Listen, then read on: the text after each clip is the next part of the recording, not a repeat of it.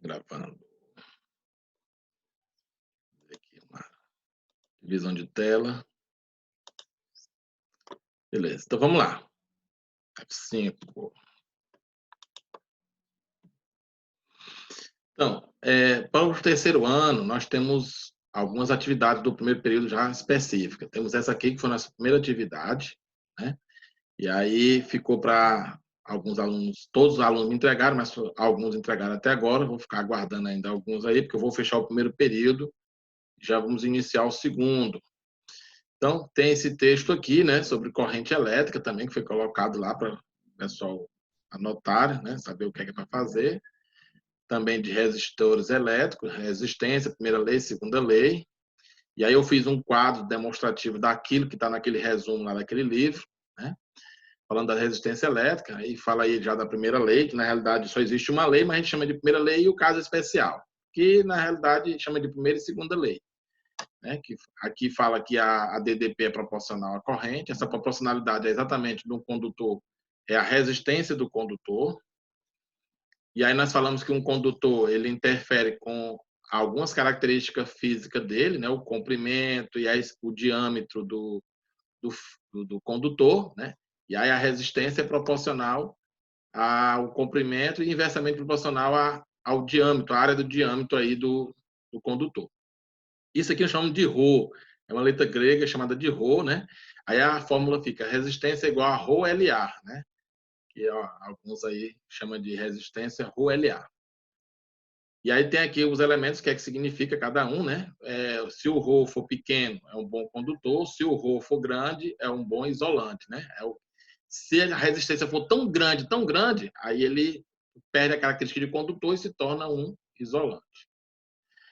Aí foi pedido uma atividade de pesquisa específica dessa parte aí de resistência, né? Cite como os conceitos de resistência pode contribuir no desenvolvimento de novas tecnologias, né? Aí nós temos também uma outra lista de exercício anterior àquela lá, que fala também sobre essas partes de eletrostática. Aí aqui já fala um pouco de eletrodinâmica.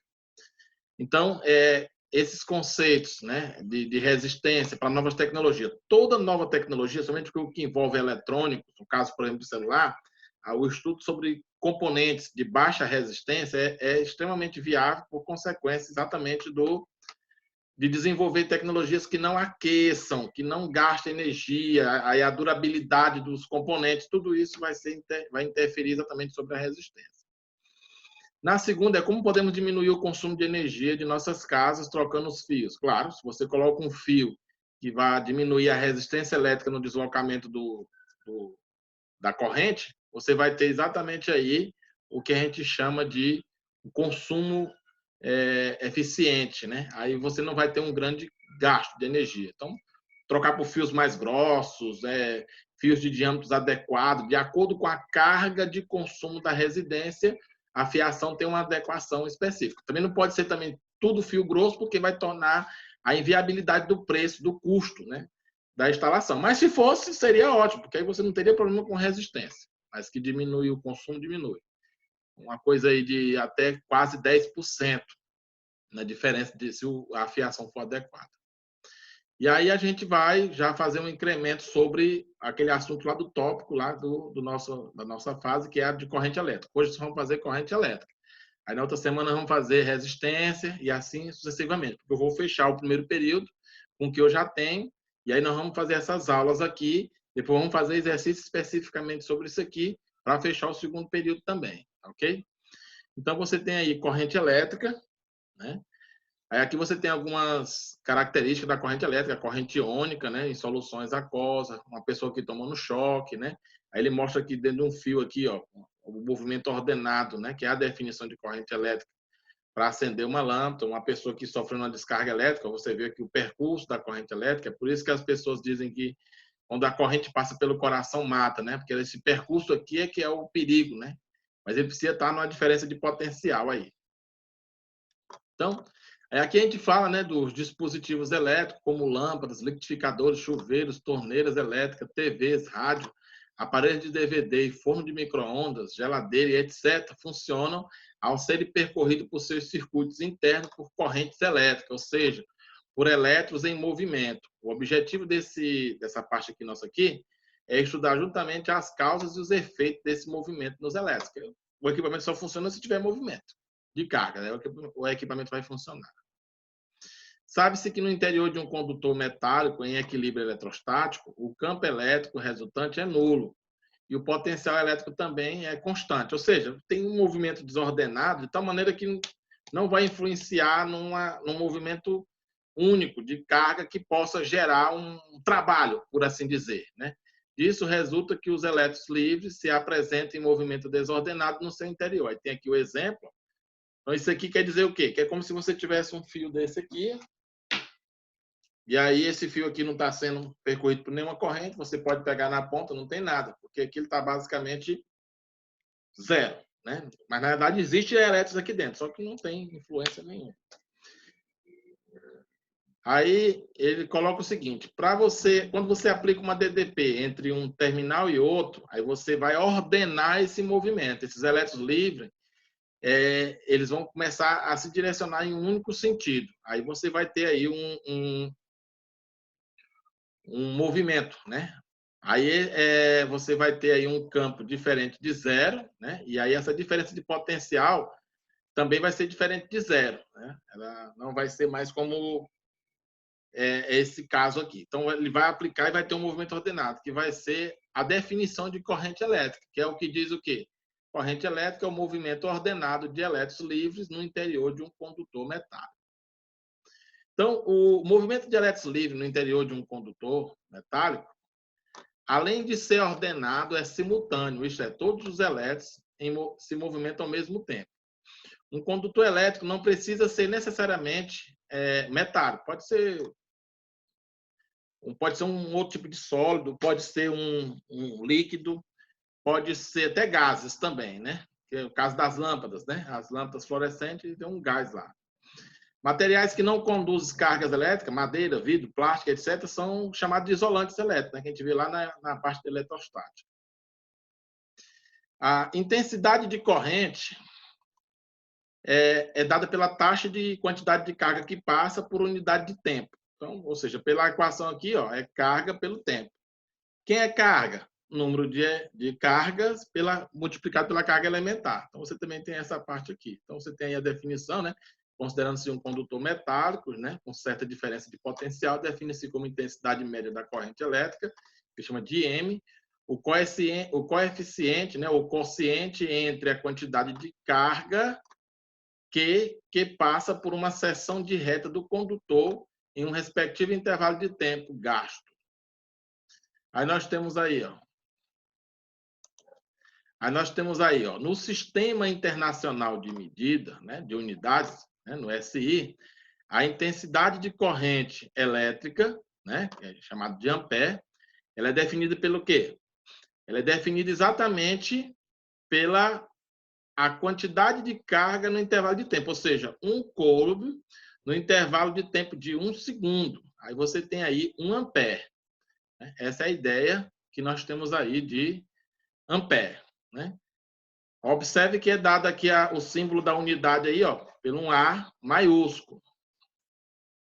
Então, o sentido da corrente elétrica. Nós temos duas características sobre isso. A corrente elétrica, ela existe o sentido real e o sentido convencional. Nós usamos o sentido convencional, que é o que só em termos de convencer mesmo, porque na realidade não tem influência nenhuma. Convencionou-se que o sentido da corrente elétrica é o contrário do que é o movimento real dos elétrons livres, ou de mesmo sentido do vetor do campo elétrico, ou no interior do condutor. Ou seja, o real é do negativo para o positivo. Só que a gente usa o contrário, né? Foi se convencionando isso aí, continuou e deixaram desse jeito, que é do positivo para o negativo. Se convencionou assim, mas não é a verdade, né? A verdade mesmo é do negativo para o positivo. Os tipos de corrente, né? Que nós vamos trabalhar aqui. Naquele texto lá do início que eu coloquei, não tinha, né? Os tipos de corrente são o quê? São corrente contínua e corrente alternada, né? A alternada é aquela que oscila, né? No intervalo de tempo. É usada na nossa rede elétrica, né? É aqui usada na nossa rede elétrica. Aí você tem aqui, ó, que nesse tipo de fluxo de elétrons, eles carregam energia elétrica dentro de um fio, não segue um sentido único. Ora os elétrons vão para frente, ora vão para trás, mudando de rota 120 vezes por segundo. Essa variação é fundamental, pois os transformadores que existem numa linha de transmissão só funcionam recebendo esse fluxo de elétron alternado. Dentro de um transformador, a voltagem de energia transmitida é aumentada e às vezes também é diminuída dependendo do que é o sentido do percurso, né? Permitindo que ela haja ao longo de uma usina até a sua casa. Ou seja, lá da usina sai 5.000 volts, aí ele amplia para 10.000 volts, 20.000 volts, 40.000 volts, dependendo da transmissão, transmite essa voltagem, quando chega nas estações, baixa a voltagem, vem para a rede elétrica até 3, 4, 5.000 volts, depois baixa para 220, que é o que nós recebemos aqui na nossa região Nordeste. Aí a corrente contínua, aqui o fluxo de elétrico passa pelo fio sempre no mesmo sentido, diferente da alternada, né? Que é a oscilatória. Como não há alternância, essa corrente não é aceita pelos transformadores. Aí já se usa outros dispositivos para variar a tensão, né? Que nós chamamos de fontes, né? Não há ganho de voltagem maior, ou seja, se tu produzir 10 volts, ele só fica com 10 volts. Tu pode até baixar, mas tu não consegue aumentar. Contrário lá da alternada, que você consegue aumentar e consegue diminuir. Resultado, a energia elétrica não pode seguir muito longe, que é um dos problemas de Thomas Edison com relação a exatamente esse uso da corrente contínua. Ele perdeu lá o edital lá de concorrência de transmissão de energia nos Estados Unidos. Depois eu vou passar um vídeo sobre isso aí para vocês. Por isso, a corrente contínua é usada em pilhas, baterias ou para percorrer circuitos internos de aparelhos elétricos, né? Alguns aparelhos elétricos usam, principalmente os eletrônicos, né? Tudo aqui, ó, usa corrente contínua. Todo equipamento eletrônico, TV, rádio, celular, tudo usa corrente contínua. Como um chuveiro. Depende. Tem chuveiros que usam a corrente contínua, mas existem chuveiros que usam a corrente alternada. Apesar que o mais eficiente é a corrente contínua. Eles botam lá um capacitorzinho, um resistor, para fazer percorrer uma corrente no único sentido. Que serve para a usina e energia entre uma cidade e outra. Então, ó, tá aqui, a corrente alternada varia senoidalmente a sua intensidade com o tempo. No Brasil, aqui a frequência é de 60 Hz. Na Europa, é 50 Hz. Parece que nos Estados Unidos também é 50 Hz. Aí nós temos aqui as fontes, né, de corrente contínua, que são as pilhas, baterias. E aqui nós temos os efeitos dessa corrente elétrica, né? Nós temos o efeito magnético, o efeito Joule, o efeito químico e o efeito fisiológico. A corrente elétrica, ao passar por um determinado condutor, depende da sua natureza também, da intensidade da corrente, pode produzir diferentes efeitos. Então, por exemplo, o magnético, muito usado em motores elétricos, né? Quando percorrido por uma corrente elétrica, um condutor produz nas suas proximidades um campo magnético. Esse efeito é facilmente comprovado pela deflexão de uma agulha imantada de uma bússola colocada próximo do condutor. Aí ele coloca aqui esse exemplo aqui desse resistor que funciona com essa característica. Tem os motores elétricos também. Todos os motores elétricos funcionam com esse efeito. O efeito Joule, que está presente em tudo que vocês possam imaginar, inclusive nos motores elétricos, tem o efeito Joule, mas existem dispositivos que se aproveitam totalmente do efeito Joule para gerar calor. Por exemplo, no ferro de passar, numa assadeira elétrica, eles aproveitam o percurso da corrente para gerar calor, né? É o efeito térmico.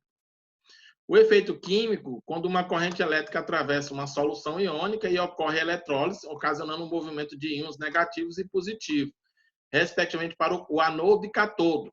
Esse efeito é aplicado na galvanização de metais, né? Que é a troca de, por exemplo, você transformar ferro em prata, né?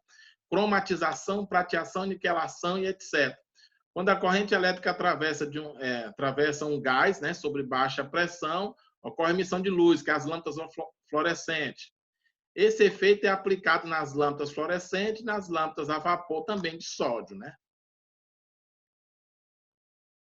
O efeito fisiológico, né, quando uma corrente atravessa um organismo vivo, a corrente elétrica produz nela contrações musculares, conhecida por choques elétricos, o ser humano, ao ser atravessado por essa corrente de intensidade de até a partir de 10 miliamperes, né, que já começa a ser desagradável. Aí, acima disso aí, você já começa a ter coisas bem interessantes. Por exemplo, a partir de 10 miliamperes, ela pode ser até mortal, dependendo do organismo, né? O coração da pessoa, se ele tem algum problema. Tem pessoas que tomam choque maior, não tem problema, mas outros, um pequeno choque, ele já vai à viagem, né? E aí a gente finalizou aí essa apresentação. Lembrando, para quem chegou aí depois, que nós falamos da atividade aqui, na nossa segunda atividade. Temos a primeira atividade também. A primeira atividade foi... Cadê ela? Está por aqui, a primeira atividade. Aqui. A primeira atividade foi essa daqui. Então, essas duas atividades, mais aquelas que nós falamos, a gente fecha o primeiro período e aí a gente vai começar, a partir dessa semana, aulas para o segundo período, para a gente começar a fazer atividades específicas do segundo período. Ok? Vamos ver quem está aqui. E aí, Adriano, tu não conseguiu ativar nada aí? Tem de ativar. Vou tirar aqui, vou botar teu microfone, pode falar. Já foi embora. Pode falar.